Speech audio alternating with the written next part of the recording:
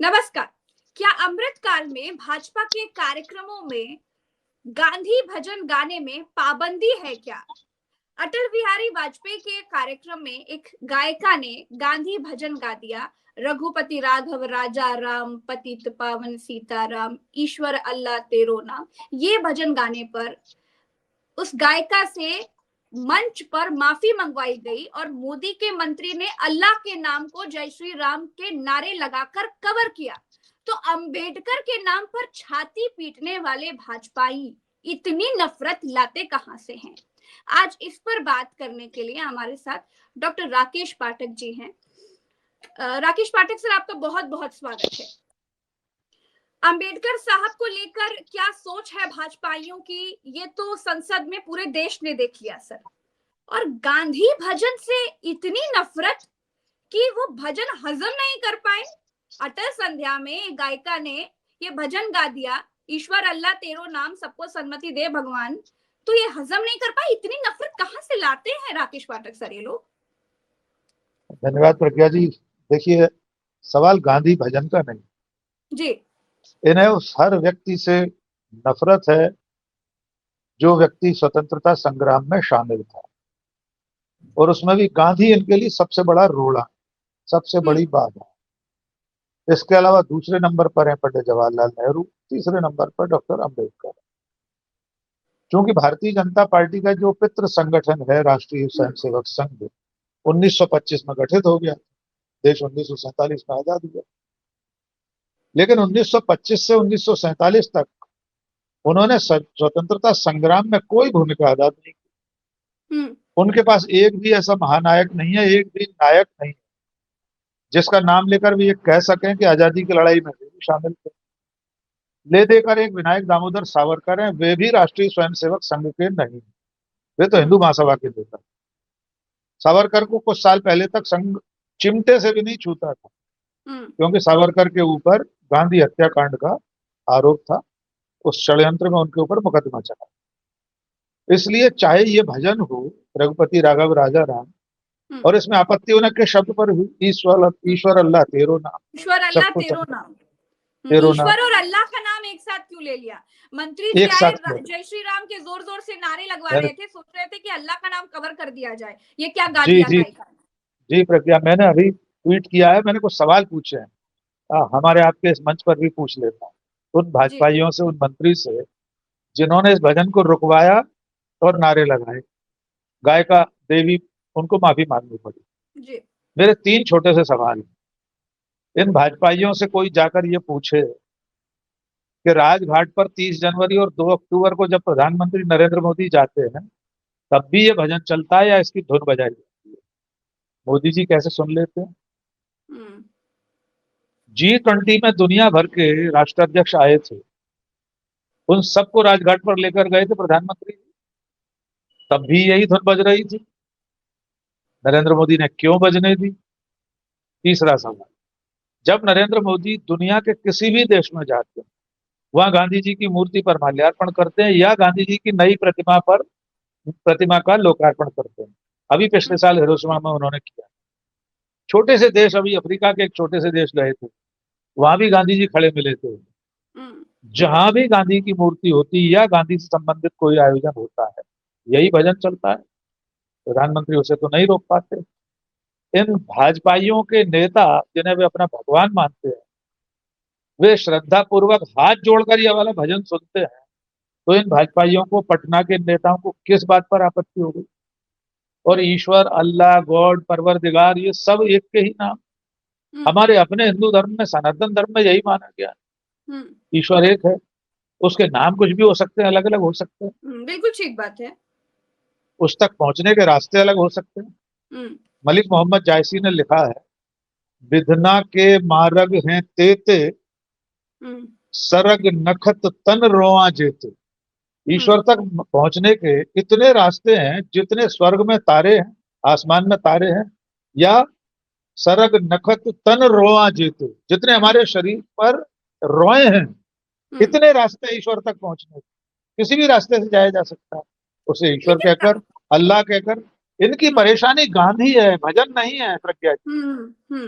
तो दिक्कत ये है, राकेश पाठक सर, इतनी नफरत अल्लाह के नाम से, इतनी नफरत गांधी के नाम से, कि मतलब मंच पर गायिका ने अल्लाह का नाम ले लिया, गांधी का भजन गा दिया, तो इतनी दिक्कत हो गई कि उस गायिका से माफी मंगवा ली गई कि तुमने ये भजन कैसे गा दिया। क्या राकेश पाठक सर, मोदी इस देश को नफरत की उस हद तक लेकर चले आए हैं कि अब देश में अल्लाह का नाम लेना और गांधी का नाम लेना बैन हो गया है क्या? देखिए, मोदी इस देश को कहाँ तक ले आए हैं उसका नजारा कल 25 दिसंबर को भी इस देश ने देख लिया है।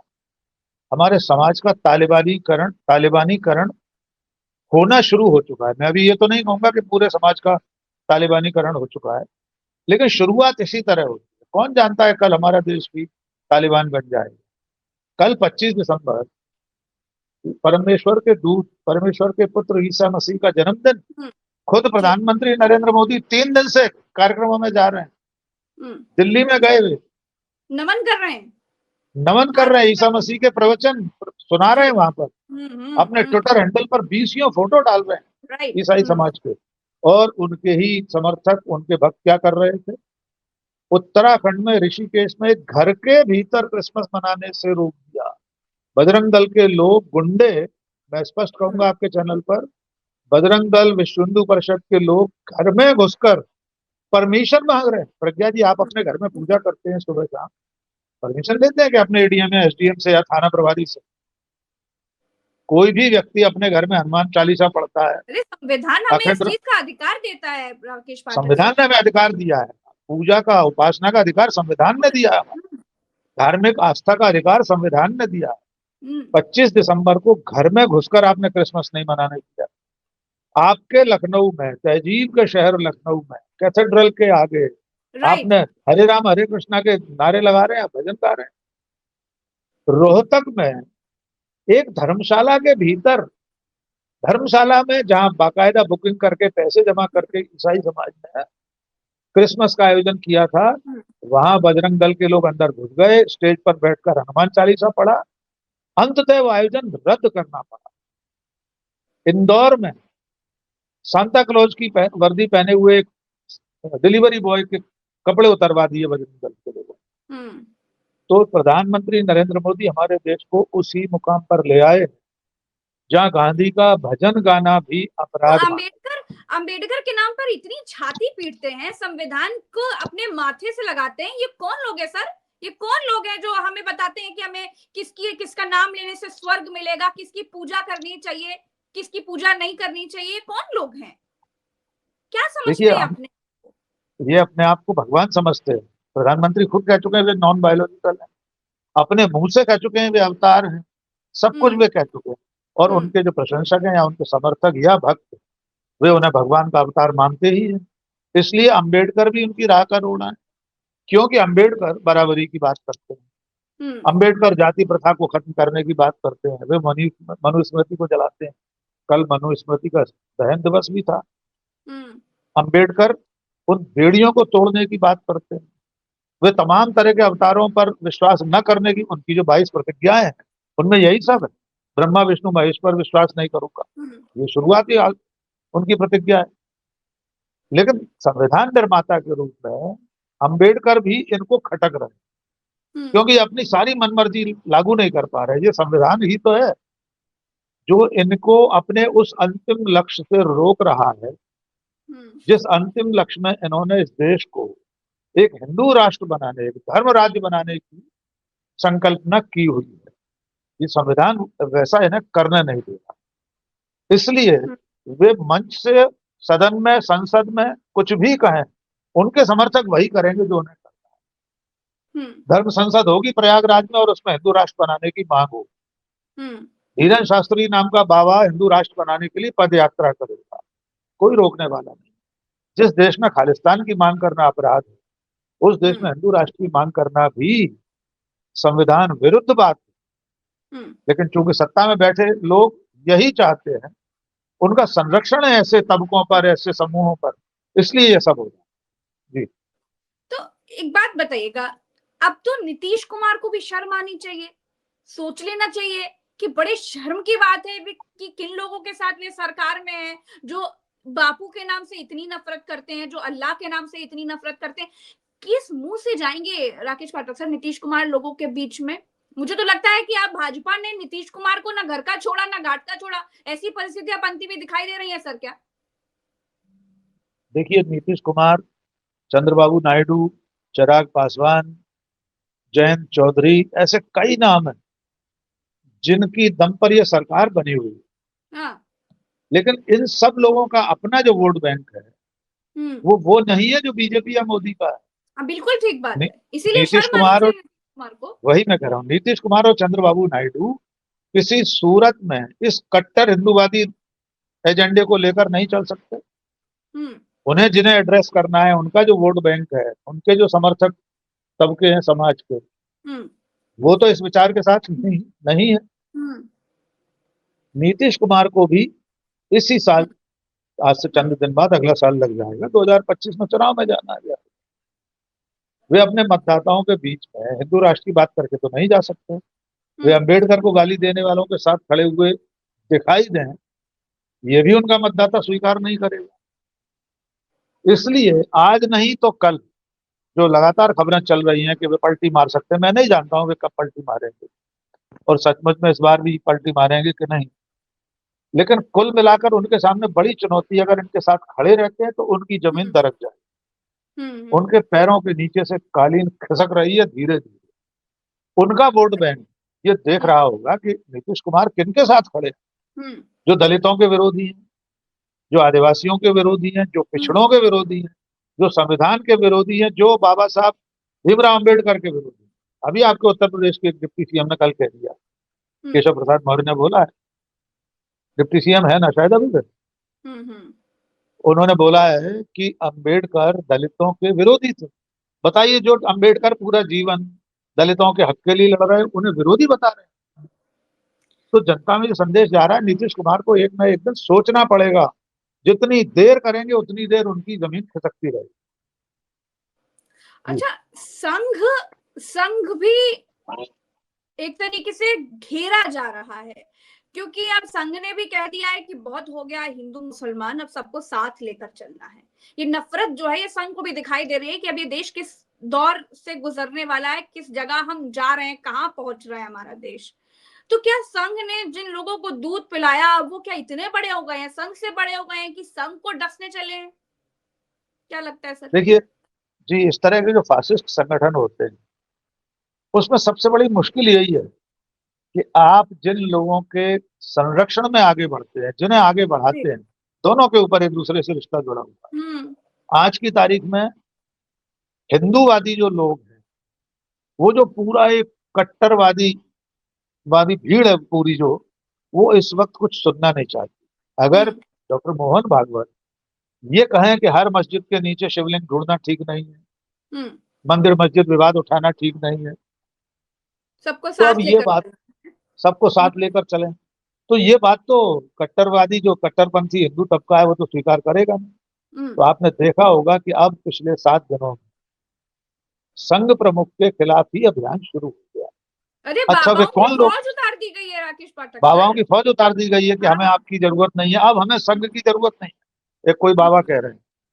यद्यपि ये बात जेपी नड्डा लोकसभा चुनाव में कह चुके थे हम्म। कि हमें संघ की जरूरत नहीं है, अब हम आत्मनिर्भर हैं। भारतीय जनता पार्टी पहले हम्म। कमजोर थी तब जरूरत थी, अब इतनी सशक्त हो गई, उसे संघ की हम्म। जरूरत है। अब कह तो रहे हैं ये बाबा की जिहादियों की सोच हावी हो गई भैया संघ पर, जो संघ सोचिए, हिंदू संघ के राष्ट्र का सुप्रीमो को सपना लेकर जिहादी, सबसे पहले निकला। जो संघ सुप्रीमो, जो संगठन हिंदू एजेंडों को लेकर चलता था, हिंदू राष्ट्र जी। बनाने के लिए सबसे ज्यादा हम्म। 99 साल से लड़ाई लड़ रहा है, जिसके पहले दूसरे सरसंघ चालक हम्म। संविधान के विरोधी थे, गुरु गोलवलकर हम्म। ने संपादकीय लिखा था संविधान के खिलाफ, जी। उसके सुप्रीमो को अगर जिहादी बताया जा रहा है, तो आप ये समझ ही लीजिए कि ये जो कट्टरतावाद का भस्मासुर है, वो अब हम्म। आशीर्वाद देने वाले के सिर पर ही हाथ रखना चाहता है। जी। ये नौबत सिर्फ मोहन भागवत तक सीमित नहीं रहेगी, एक न एक दिन नरेंद्र मोदी का नंबर भी आ जाए। हम्म। आप देख लीजिए, मोदी जी क्रिसमस मनाने गए, हम्म।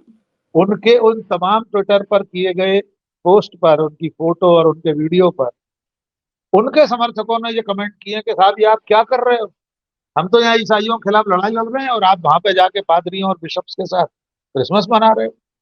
मैंने पढ़ा है अभी। आप सोच कर देखिए कि आने जी वाले दिनों में मोहन भागवत छोड़िए, ये लोग नरेंद्र मोदी को नहीं छोड़े। मैं हमेशा कहता आया हूं कि फांसीवाद अपने जनक और जननी को खा जाता है। अब फांसीवाद का ये जो राक्षस है वो खाने के लिए मोहन भागवत और नरेंद्र मोदी की तरफ भी अपना मुंह खोलकर बढ़ रहा है। किसी अच्छा भी राकेश दिन। पाटिल सर, ये एक बात बताइएगा, इसको थोड़ा समझाइएगा कि संघ बड़ा है या भाजपा बड़ी है या ये नफरती गुजरात लॉबी बड़ी है?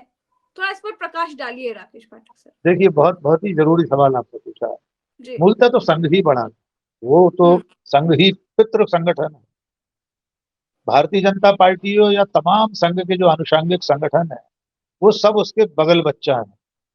हम्म लेकिन भारतीय जनता पार्टी धीरे धीरे लगातार 10.5 साल 11 साल सत्ता में रहने के कारण, 11वां साल चल रहा है, तीसरी बार के लगातार के प्रधानमंत्री नरेंद्र मोदी के कारण हम्म खुद को इतना हम्म खुद मुख्तार समझ बैठी है कि अब उसे लग रहा है कि उसको संघ की जरूरत नहीं।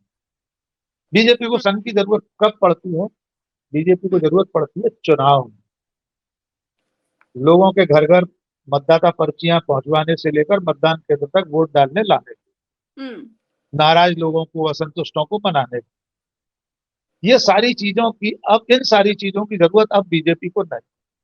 हम्म नरेंद्र मोदी, अमित शाह और उनकी पूरी टीम ने एक ऐसा सिस्टम, एक ऐसा मैकेनिज्म तैयार कर लिया है, डेवलप कर लिया है कि अब उन्हें संघ की जरूरत नहीं है, ऐसा उन्हें लगता है।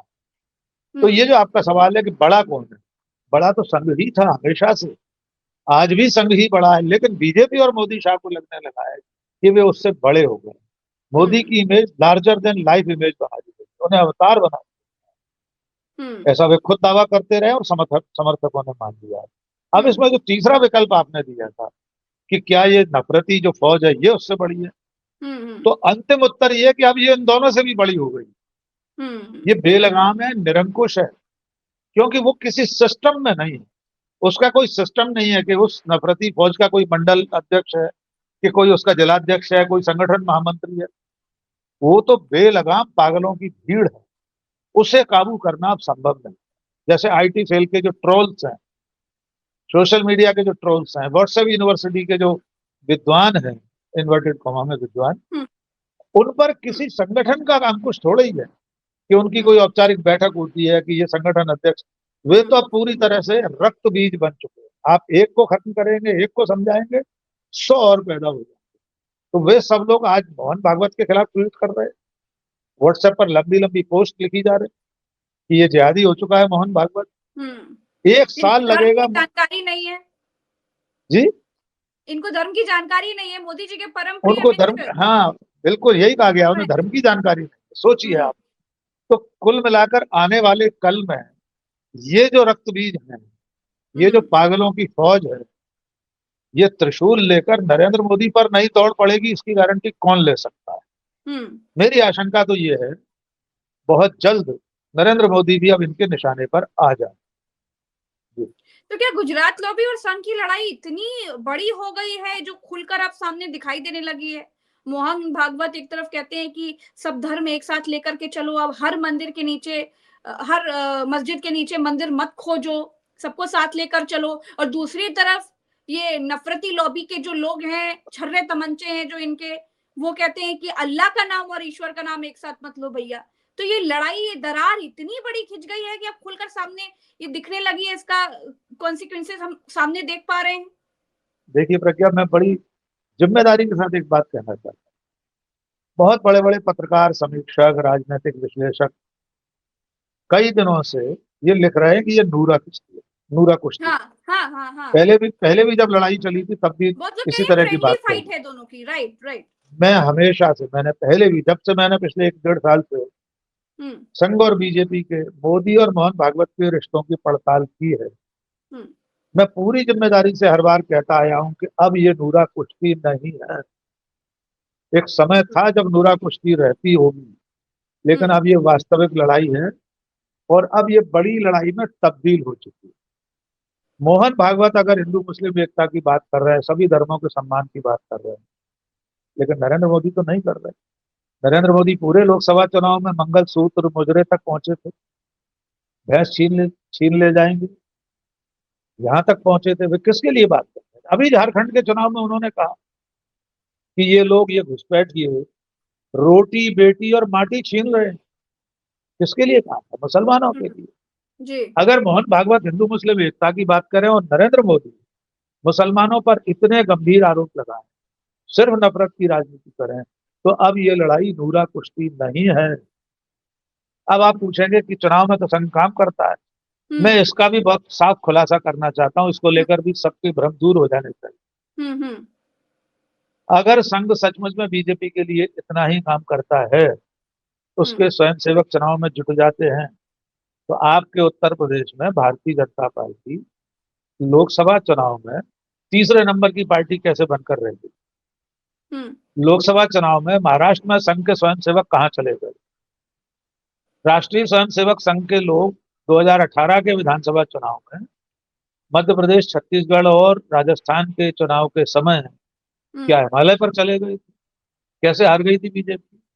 दिल्ली में 3 बार से अरविंद केजरीवाल बीजेपी को धूल चटा रहे हैं। क्या दिल्ली में आरएसएस की शाखाएं नहीं? क्या दिल्ली के राष्ट्रीय स्वयंसेवक संघ के कार्यकर्ताओं स्वयंसेवकों को यह संदेश दिया जाता है कि बीजेपी को हराना है? मेरा स्पष्ट मानना यह है कि चुनावी हार जीत जनता तय करती है जी।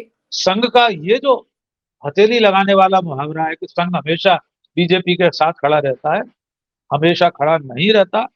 जब उसकी जैसी मर्जी होती तब वो वैसा फैसला करता है, स्थानीय और तात्कालिक परिस्थितियों को देखकर। और अब संघ और बीजेपी के, मोदी और मोहन भागवत के रिश्तों में खटास आ चुकी है, दूध में नींबू निचोड़ा जा चुका है। इसके परिणाम आगे वाले दिनों में देखने को। क्योंकि आप संघ को बहुत करीब से जानते हैं, इसलिए मेरा एक सवाल और भी है कि सूत्रों से ये खबर आ रही है कि गुजरात लॉबी संघ का तख्ता पलट करना चाहता है, क्योंकि 15 साल से मोहन भागवत सर संचालक रहे हैं और कुछ बड़ा करने का प्लान, षड्यंत्र रच रही है गुजरात लॉबी। क्या इस बातों में कितना दम है?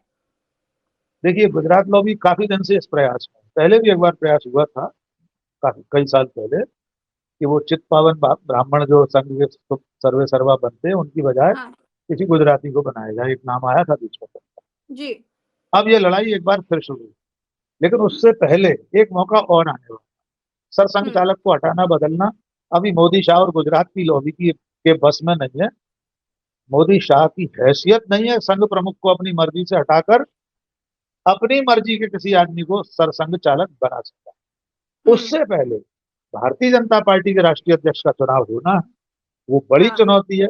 संघ उसमें अपनी ताकत जताना और बताना चाहता है।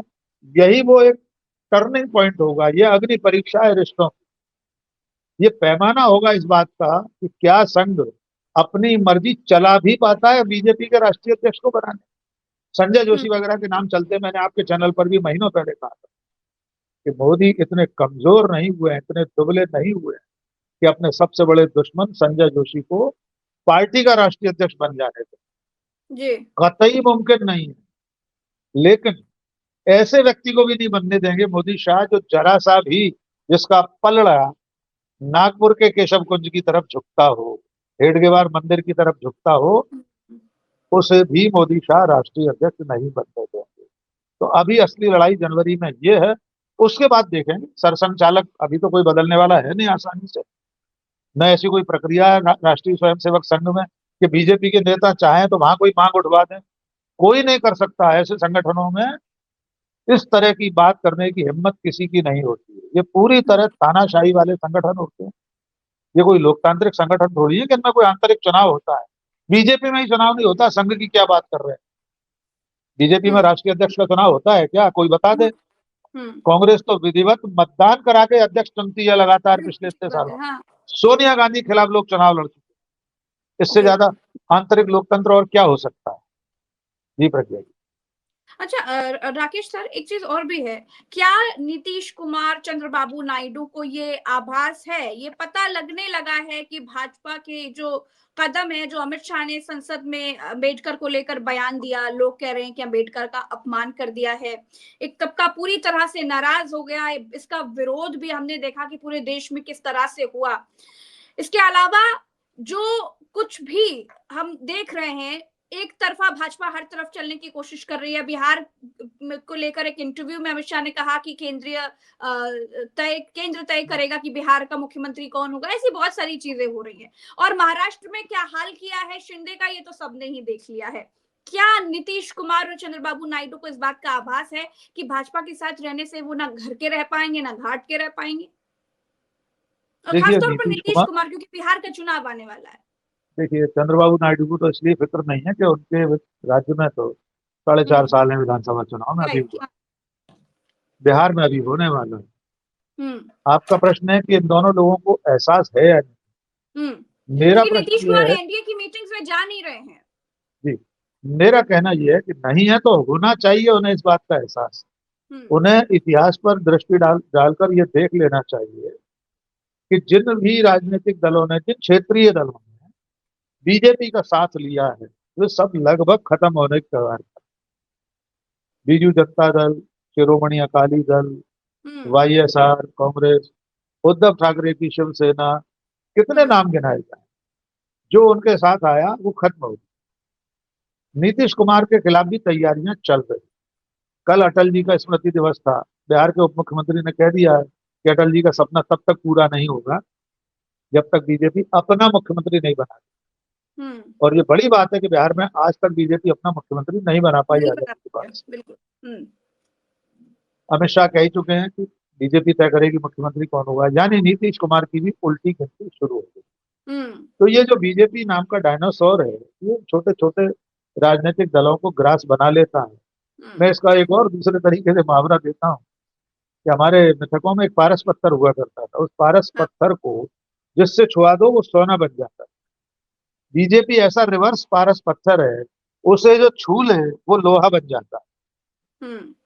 तो जिन भी क्षेत्रीय दलों ने, जिन प्रादेशिक दलों ने बीजेपी का साथ दिया है, हम्म। साथ दिया है, वे आज की तारीख में तहस नहस हो गए हैं। हम्म। नीतीश कुमार भी जितनी जल्दी सच्चाई को मान लेंगे, जान लेंगे, हम्म। जितनी जल्दी सतर्क हो जाएंगे, हम्म। उतने में उनका भला है। वरना उनकी पार्टी हम्म। और उनका राजनीतिक भविष्य भी उसी तरह बियावान में चला हम्म। जाएगा जैसे तमाम दलों का चला गया। बताइए बिल्कुल। शिरोमणि ये अकाली दल की आज क्या स्थिति है पंजाब में, कोई है नाम बिल्कुल। लेगा उसका? जी। नवीन पटनायक सबसे बड़ा उदाहरण। और आपने क्योंकि पारस पत्थर का नाम लिया इसलिए याद है, पशुपति पारस भी एनडीए से बहुत हद तक लगभग अलग हो ही चुके हैं। चलिए, अभी जी। फिलहाल के लिए इतना ही। बहुत बहुत शुक्रिया राकेश पाठक सर, आपने समय दिया। दर्शकों का भी बहुत बहुत आभार। तो इस देश को ये नफरती लोग कहाँ तक लेकर जा रहे हैं, ये देखना चाहिए। किस हद तक नफरत की, किस हद तक ये देश जा रहा है कि आज देश में गांधी का नाम लेना और अल्लाह का नाम लेने से आपत्ति हो रही है और मंच पर माफी मंगवाई जा रही है। अभी के लिए इतना ही, दीजिए इजाजत। नमस्कार। जय हिंद।